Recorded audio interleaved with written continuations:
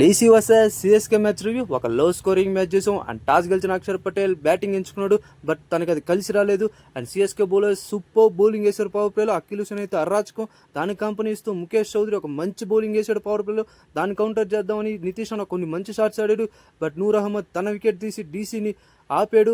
And middle ఓవర్స్లో ఒక మంచి bowling వేశారు సిఎస్కే బౌలర్స్. రన్స్ వేయలేదు. But Tristan Stubbs and Sameer Rizvi ఒక మంచి పార్ట్నర్షిప్. ట్రైస్టన్ స్టాప్స్ ఒక డీసెంట్ నాక్ ఆడాడు డీసీ కోసం.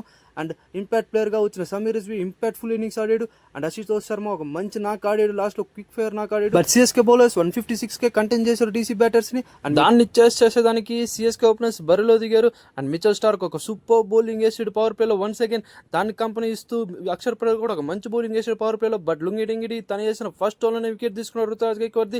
అండ్ అక్షర్ పటేల్ కూడా ఉర్విల్ పటేల్ వికెట్ తీసుకున్నాడు.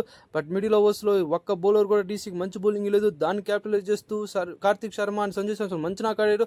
సంజు శాంసన్ అయితే అర్రాచకమైన నాక్ ఆడాడు. ఈ రోజు తన ఒక పిచ్లో ఆడినట్టు అనిపించింది. వేరే బ్యాట్స్మెన్స్ అందరూ ఇంకో పిచ్లో ఆడినట్టు అనిపించింది. And CSK 1/8 wickets. Me opinion comment సెక్షన్లో